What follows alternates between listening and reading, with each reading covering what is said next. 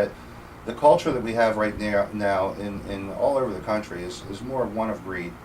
We have issues like we're dropping manufacturing. There's one statistic that since 2001, we've lost 56,000 manufacturers in this country. And on every Thursday, I often bring up, I do bring up every Thursday, the initial unemployment numbers. Today was no different. 354,000 was what was reported for people signed up this week.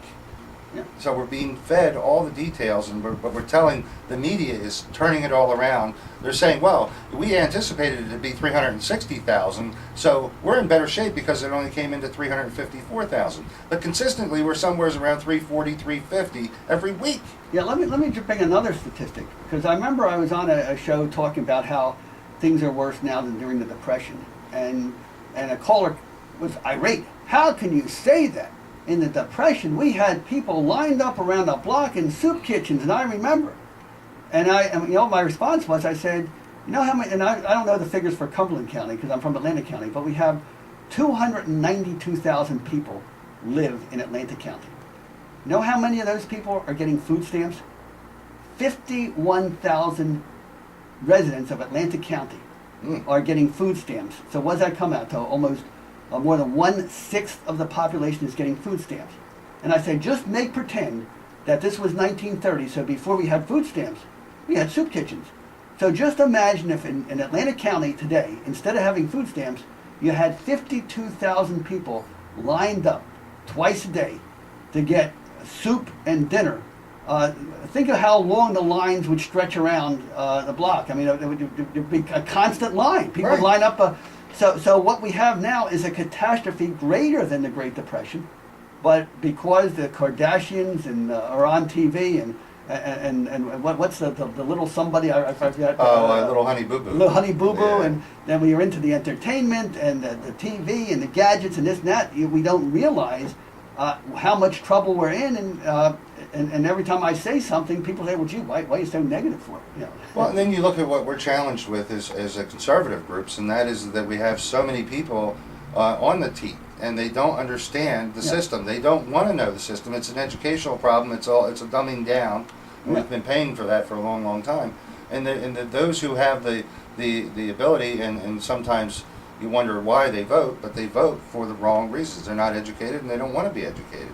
Right, because and that's the tragedy. As again, the more helpless people get, instead of saying, "Gee, the reason I'm helpless is because there are so many laws that every business is in violation of something," and by time, and you look at all the empty factories you see just driving to Millville. You know, you see the empty Wheaton factory in Mays Landing. You see empty factories or that they turn them into arts district things now, right? Yes. That we used to produce. So why aren't those factories producing goods today? Because the taxes are too high. The electric bills are so padded with all these hidden green energy taxes and societal benefits fee and this and that and market transition fee that we have the third highest electric rates in the country. So even Ocean Spray Cranberry couldn't afford to do business in New Jersey anymore. You know, so that's a sign that something's wrong. And all these businesses that used to be here, it's actually, when they say it's cheaper to build something in China, put it on a ship, take it to California, put it on a train, put it here, repackage it, and it's still cheaper than to make something in Millville, something is fundamentally wrong. And we got to fix it. Well, you see it all the time. If you go to a Walmart or you go to some of these outlet stores that are primary Chinese supply. I mean, it's just that's the method. And there you'll see a lot of the people who are union folks and teachers and educators and people just walking around buying the things. If we stopped buying that stuff, they would stop. Unfortunately, we're too greedy and too worried about our own. And the only thing is, we could make the stuff here for cheaper. And it's not just when the unions talk about, well, it's all the slave labor, but it's really the work rules, the lawsuits. I mean, I'm a lawyer, so we have this. When we talk about part of my program is to make New Jersey affordable and prosperous again. I talked about you got to cut the taxes. To cut the taxes, you got to cut the unconstitutional debt. But another thing that's driving business out of New Jersey, and as a lawyer, I know it. It's the lawsuits. and it's the frivolous lawsuits. And a lot of people say, well, Grossman, you're a lawyer, you take frivolous lawsuits. No, I don't. Because if I take a case, and I know that I could take a case, and if I win the case, my client's only going to get $1,000. That means that my fee would be 1/3 of that $1,000. So I would do about $15,000 worth of work to make a $300 fee. I'm not going to do that. However, and this is the kind of case I don't take, but certain lawyers do take it.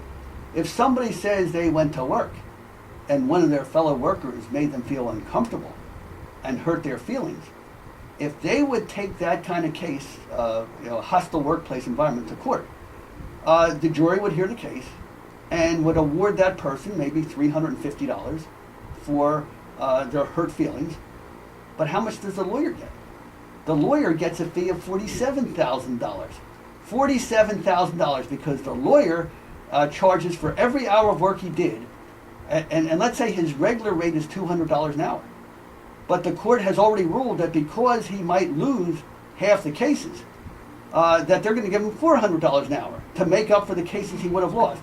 It is pure insanity. So when you see these frivolous cases, they're brought by lawyers who are making money when the clients are not making money, and that screws everything up. So number one, it means that that these businesses have to pay first of all, they settle the cases all the time, because so the person has a $350 loss, so they'll pay the so-called victim $5,000 for a $300 case because it's still cheaper than paying the lawyer $50,000. Right. So it encourages your worst kind of employee to get their feelings hurt all the time.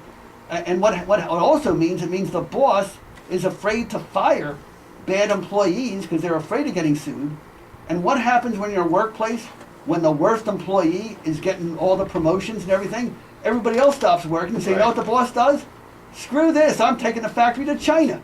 Because at least in China, I can make money there. I can't make money in New Jersey.